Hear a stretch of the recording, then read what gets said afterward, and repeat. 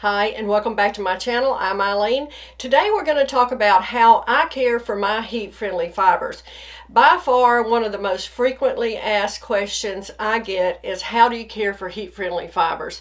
And they can be a challenge until you get the hang of it. It's like everything else. Just like when you first start wearing wigs. You have to get used to wigs. You have to learn how to take care of them. Same thing with heat-friendly fibers. You have to get used to them. You have to learn how to take care of them properly. I personally really like heat-friendly fibers. But when I started my wig journey, I didn't. I was afraid of them. I didn't know how to care for them. I was afraid that I wouldn't be able to do it. And so it was a while before I branched into heat-friendly fibers. But wow, do I love them now. So today I'm going to show you how I take care of mine. We're going to talk about a lot of things today. How long they'll last you, what all you have to do. There's a lot to talk about. So let's get started. First of all, let's just talk about heat-friendly fibers. They come in lots of different names. I'm wearing Belle Tress. Of course, they call them heat-friendly fibers. Raquel Welch, you might see True to Life fibers. That is Raquel Welch heat-friendly fibers. Heat-resistant fibers, heat-defiant fibers. Different manufacturers have different names for their heat-friendly fibers, but they're all referring to the same thing. There's just lots of different names for them. So like I was saying in the beginning, some people really love heat-friendly fibers. Some don't. And that's totally okay. I think it's great that we have the option. I wear both. I wear synthetic, which I love, regular synthetic, and I also wear heat-friendly. I probably wear more heat-friendly because I wear a lot of Belle Tress, but so I probably tend to wear more heat-friendly now, but I still love my synthetics, and you have to take care of both, right? For me, the heat-friendly fiber provide a really natural look. The fibers are soft. They're not shiny. You know, some synthetics are really shiny, even though there are ways to take care of that as well. But to me, these feel the most like human hair, the heat-friendly. But like I said, they definitely require more care. So if you're new to wigs, now if you're brand new to wigs, and you want to try a heat-friendly style, I would encourage you to try something shorter like this. And the reason being is the killer of heat-friendly fibers is friction. It's the enemy of your heat-friendly fibers. When the hair rubs on your collar, that causes friction. That's going to cause those fibers not to last as long. So if you are new, I would just encourage you to try something straight and something short, because when you start getting into the wavy styles, and we're going to talk about that in a minute, they're a little more difficult to take care of than something that is straight like this and shorter. Now, as I said earlier, you know, how long a wig is going to last you just depends on a lot of variables. How often do you wear it? Do you wear it every day? What's the length of it? Like I said, something short and straight like this is much easier to take care of than something long and wavy. Even long and straight that is rubbing on your clothes is going to be more difficult to take care of. So the life of your wig depends on a lot of factors there. So I try to, like I said, I kind of tend to like something a little shorter. I'm going to show you a little bit longer wavy style that I have, but just know, when you're beginning, just consider getting something a little short and a little straight until you get the hang of how to take care of it. So let's talk about some of the tools that you're going to need. Of course, you're always going to need a wide tooth comb. I never, and y'all, like I said, this is all just my opinion and what I do. It doesn't mean that other people don't do different things or that you might do different things. That's perfectly fine. I, of course, always respect your opinion and what you do. I'm just telling you how I do it. I never take a brush to a heat-friendly fiber wig, and I'll tell you why. Do you know, like at Christmas when we have ribbon and we take a scissor and you run it down that ribbon and it snaps back in a curl? That's exactly what's going to happen to this hair when you brush through it, brush through it, brush through it. It stretches the fiber on these heat-friendly fibers. They will stretch and they will, it is just a bad thing. Don't use a brush on your heat-friendly fibers. I don't use a brush on anything but my human hair wigs. That's just me. I don't. I use a wide tooth comb. On these heat-friendly fibers, I will use a regular comb and to steam it down like that. But as far as using a brush, I do not. Now, one of the most important things I think you need is a water bottle.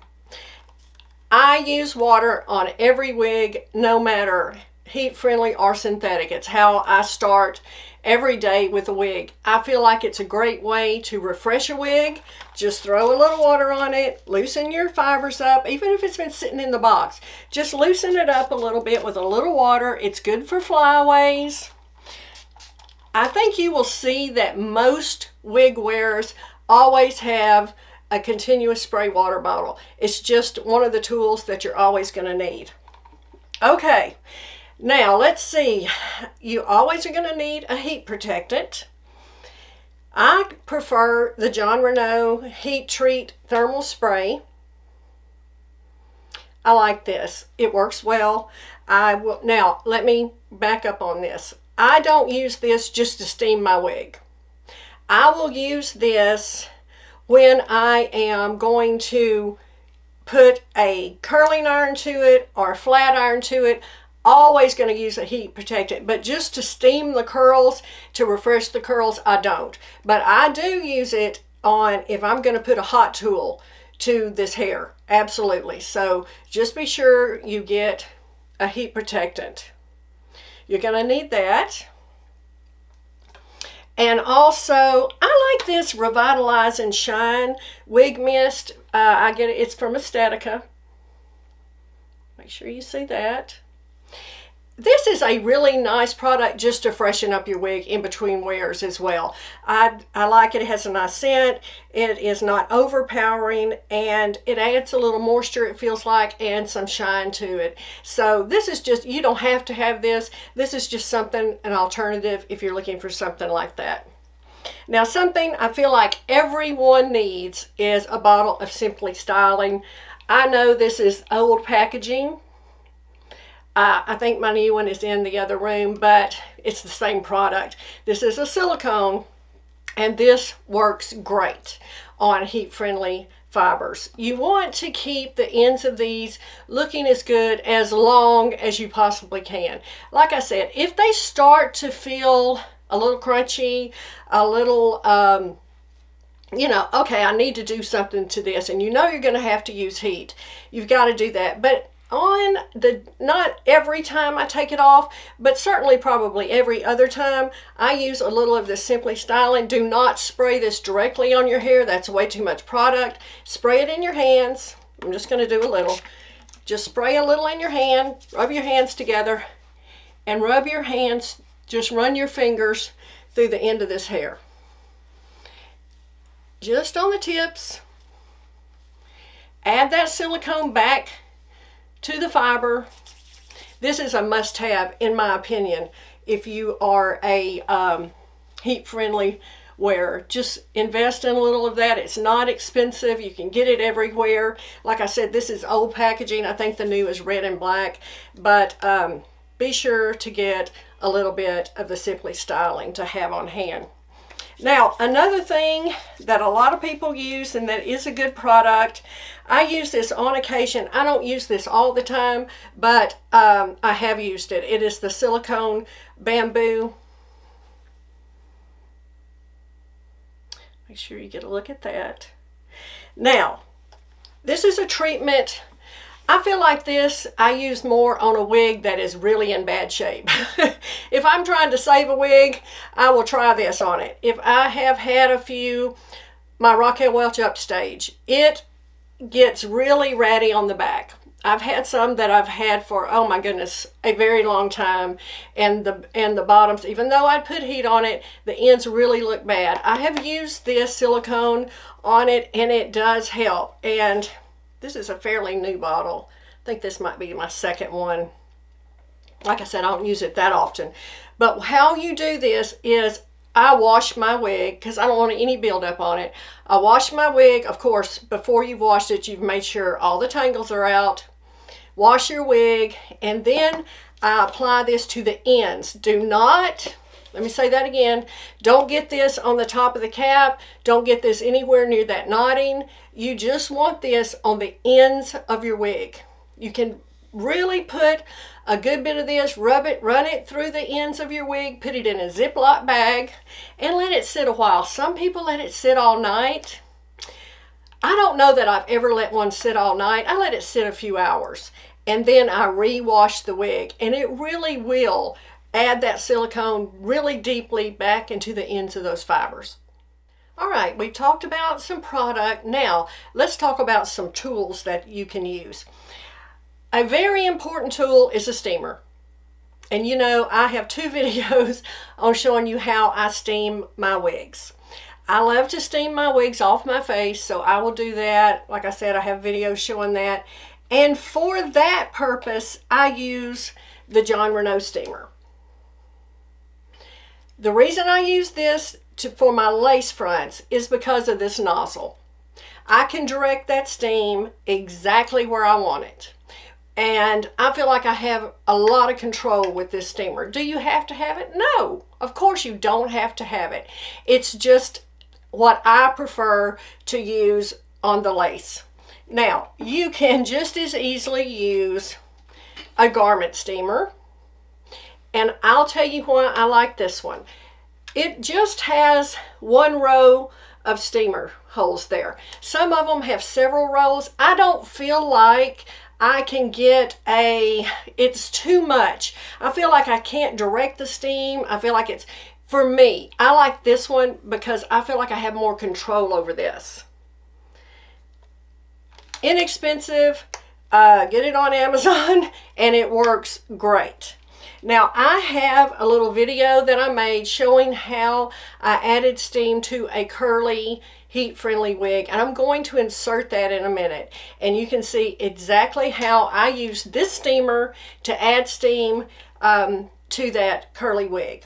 Now, also, you can use a curling iron. This is Hot Tools curling iron. Make sure whatever you get, you have a heat adjustment on it. Very important. Before you start putting before you start putting heat from a styling tool on any wig, make sure you know the temperature. Different manufacturers recommend different temperature settings. So either contact the retailer where you bought the wig, go to the manufacturer's website, find out what is the correct heat before you put that on your wig, because you can ruin a wig if you have that heat too hot. And like I said, different manufacturers recommend different heat settings. So make sure whatever you get, you can control the heat. I also like this little tool. It has these nice little plates. They're not too big here. This also really, you can get some curl with this one, but you can also use it just for a flat iron. One thing I always have, will always use, and I really think whether you wear heat friendly or you wear synthetic, you need a hot air brush. And you've seen me demonstrate a hot air brush I don't know how many times on this channel. This is the one I really like, this Hot Tools. I got it at WIGS Studio One. You can use this on synthetics because it does not get hot. It's just air. It's not like using anything like this. This does not get that hot. You can use this. It's perfect on synthetics. Smooth out the ends. Make a little curl under if you want. That's just how you use it. This is good for flyaways. You can just run it down your wig like that. Super easy. If you don't buy anything else, get a hot air brush. You won't be sorry. Now, for some of the longer heat-friendly styles on the ends, I will use this little tiny flat iron. And look how small it is. I love this. This is perfect for wavy styles, just on the ends where I want to just curl them a little bit. This is perfect. I love this thing. Again, I think I bought this one on Amazon. And it's just so tiny, and it has, you can set the heat, very important. But this works great on, I feel like, wavy styles where you just want to make a little curl on the very ends. Love it. Also, I like Tressalure has this cool flow. I just did a video where I added curl to my Eileen wig. It was so easy. It took me about 10 minutes to add curl. This is a great tool for adding curl.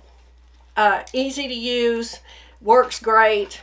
Really was surprised at how much I like this.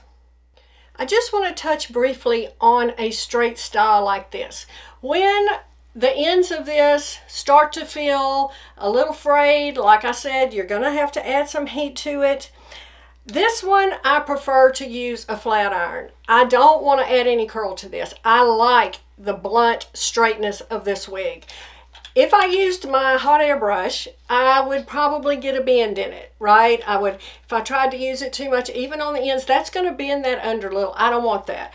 I want this to be just like it is. I want it to be straight and blunt. So therefore, I would use a flat iron. I have the little one, but I would use a large one. And that's how I take care of this one. I just flat iron it straight, just like that. Just going in, running that down, and not doing any kind of bend. I want this wig to stay just like it is. I want it to be really blunt and really straight. And so that's how I achieve on a wig like this. I would just use a flat iron.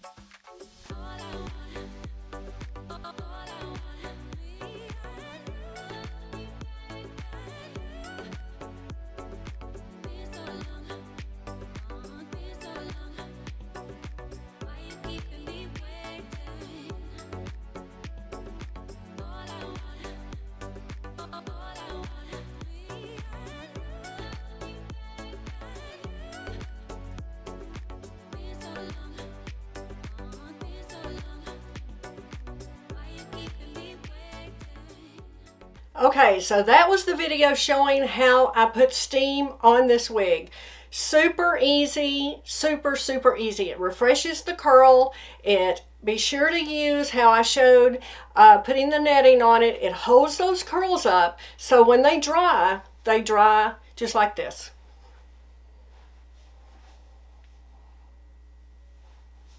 And that makes a lot of difference. Now, like I said, on these longer ones, now you see this is longer, it's going to rub, it's going to need more care than the one I had on previously. That's shorter, that's not rubbing on my collar. This friction is absolutely going to affect the ends of this wig. This is where this little flat iron comes in really handy. You can just get the ends, pull it down, put a little bend back into it. And of course it's not on, but you can bend it around and get a little curl back into it. And I think this is a great tool for that on these types of wigs that you just want to add back a little curl. Now, eventually all things wear out. And even adding heat will eventually not really be working. So I have had many wigs. When I get to that point, I will trim the ends, and I just use a small little scissor like this, and I will go in there and I will just barely trim off those bad ends. It's just like giving it a little fresh start. Trim off those bad ends, all the way around. Takes a few minutes. Take your time. Just trim those ends that are really frayed. Give them a little fresh start. Go back in with your little curling iron and bend them in a little bit, and that will extend the life a little longer. And that's what we want, right? That's the whole point, is getting as much wear out of these wigs as we can. They're not inexpensive, and that's not lost on me. Believe me. So I want mine to last as long as I can make them last too. All right, guys, I hope this was helpful. I hope you got some information. I hope that you will try heat-friendly fibers if you haven't already. Let me know your thoughts about this. Tell me some of your tips and tricks. You probably have a lot that I don't even know, so let's talk about it. Thanks so much, and I'll see you next time.